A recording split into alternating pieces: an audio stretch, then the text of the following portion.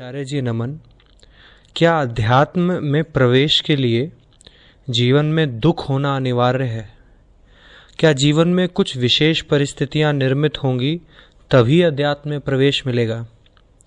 उदाहरण के तौर पर मुझ पे यह बीती कि कुछ समय पहले मेरी जॉब छूट गई, तभी मैं आपसे मिलने और संस्था से जुड़ने के पीछे पड़ गया। कहाँ है दुख होना अनिवार्य है।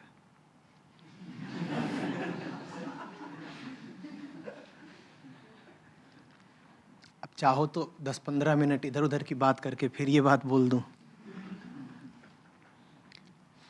ऐसा ही है। दुख नहीं है तो अध्यात्म की कोई आवश्यकता नहीं है। अध्यात्म किसी नैतिक जिम्मेदारी को पूरा करने का नाम नहीं है। अध्यात्म चिकित्सा है भाई। बीमारी नहीं है तो अस्पताल में क्या कर रहे हो? बल्कि जगह घेर रहे हो दूसरे रोगियों की, कि नहीं? और चिकित्सक का समय खराब कर रहे हो, कोई बिस्तर घेरे ले रहे हो। अस्पताल जब बनते हैं तो ऐसे ही बताया जाता है ना कि 100 बिस्तरों का अस्पताल तैयार हुआ है। हर चिकित्सालय की सीमा होती है।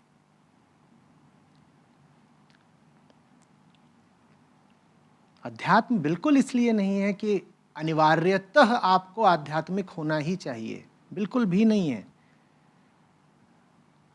अध्यात्म कोई अच्छा बच्चा होने वाली बात नहीं है कि सब अच्छे बच्चे जाते हैं ना जैसे स्कूल, वैसे ही सब अच्छे बच्चों को मंदिरों में या आश्रमों में भी जाना ही चाहिए।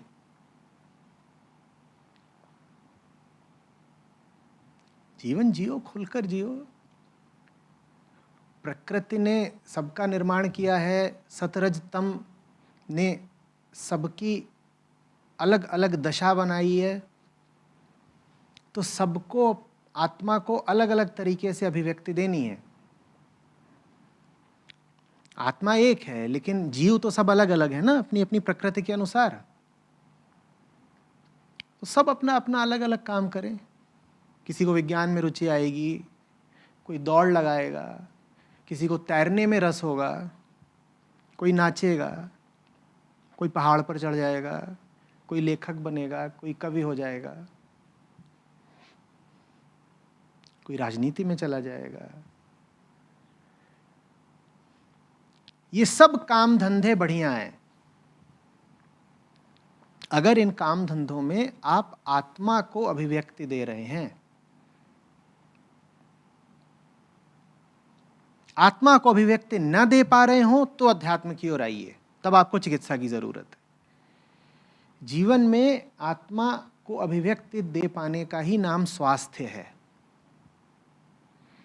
कि मैं जो कुछ भी कर रहा हूं वो सच्चाई के केंद्र से आता है, यही है बस जीवन, और कुछ भी नहीं। इसीलिए जानवरों को अध्यात्म नहीं चाहिए, क्योंकि उनके पास आत्मा का केंद्र होता ही नहीं। या ऐसा कह लीजिए कि उनकी प्रकृति ही उनकी आत्मा है।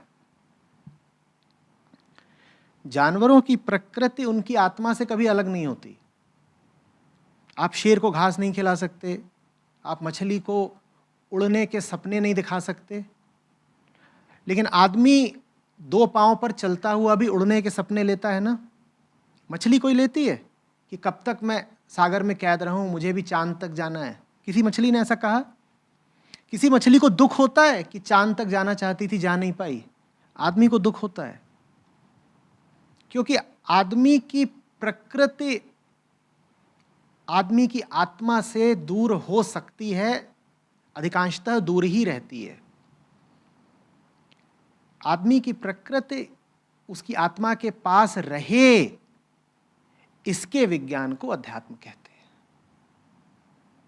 जानवरों में यह संभावना ही नहीं है कि उनकी प्रकृति उनकी आत्मा से छिटक जाए। प्रकृति और आत्मा एक है,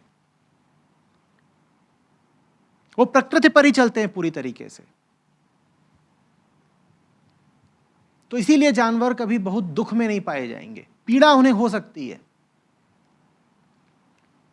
पर उन्हें बहुत दुख दे पाना आपके लिए संभव नहीं होगा। मनुष्य जितने दुख का अनुभव कर सकता है उसकी कोई सीमा नहीं, क्योंकि मनुष्य के साथ ये खतरा हमेशा बना रहता है कि आत्मा कहीं और है और प्रकृति कहीं और है। आत्मा कुछ है और जिंदगी बिल्कुल अलग तरीके की चल रही है। आपकी जिंदगी आत्मिक हो, इसके लिए अध्यात्म है। अगर जिंदगी आत्मिक चल ही रही हो तो अध्यात्म बिल्कुल आवश्यक नहीं है। फिर अध्यात्म में आना समय की बर्बादी है। जिनको ये पूरा और सच्चा विश्वास हो कि उनकी जिंदगी का केंद्र सच्चा है, उन्हें कोई दुख होगा ही नहीं, और उनके लिए अध्यात्म बिल्कुल भी जरूरी नहीं है, एकदम ही नहीं।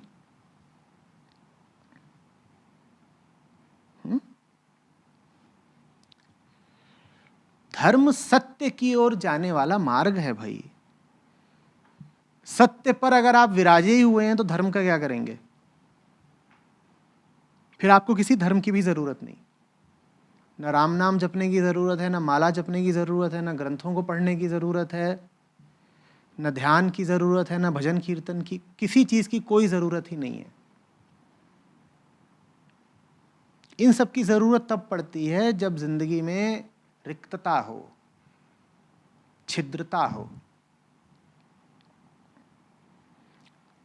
पता चले कि छाती में छेद है बिल्कुल, तब अध्यात्म की जरूरत है।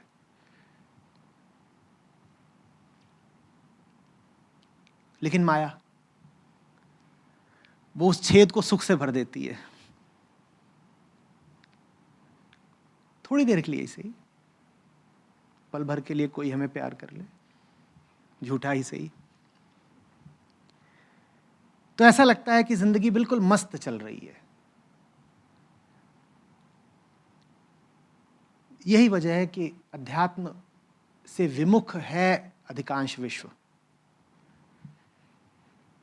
क्योंकि दुख होते हुए भी दुख का अनुभव नहीं हो रहा। दुख है पर उसका अनुभव नहीं हो रहा। छेद है लेकिन छेद भरा हुआ है। अब चूंकि छेद भरा हुआ है तो उसकी उपस्थिति का एहसास ही नहीं हो रहा।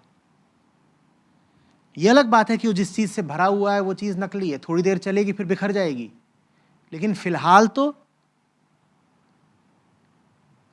तो कोई रिक्तता प्रतीत ही नहीं हो रही ना। जब रिक्तता नहीं प्रतीत हो रही तो कौन जाए अध्यात्म की ओर? कोई आवश्यकता नहीं है। इसीलिए आप बाजारों में बहुत लोगों को देखेंगे, पर बहुत लोगों को ध्यान करते नहीं पाएंगे।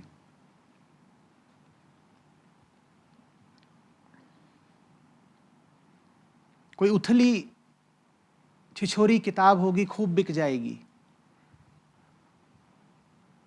पर गहरी बात कहने वाली किताबों के आप पाठक और ग्राहक नहीं पाएंगे।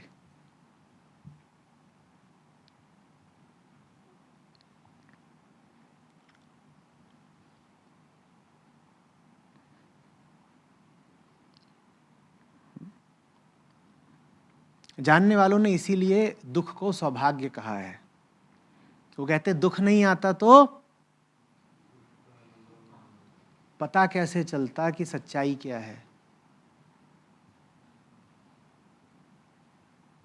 वो कहते हैं कि संसार विपदाओं से भागता है और हम विपदाओं को बुलाते हैं, क्योंकि जब विपदा आती है तभी तो सही गलत का पता चलता है। आंधी आती है तभी तो पता चलता है कौन सी दीवार मजबूत है और कौन सी कमजोर। अच्छा हुआ आंधी में ढह गई, नहीं तो हम इसी के भरोसे रह जाते और कि हमारे सर पे पड़ती।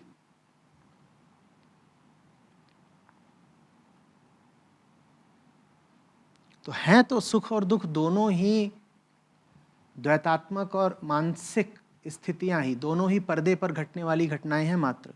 लेकिन इन दोनों में भी जिन्हें सच्चाई प्यारी है वो दुख को चुनते हैं। वो कहते हैं तू आ। तेरा आना कम से कम थोड़ा दूध का दूध पानी का पानी करेगा।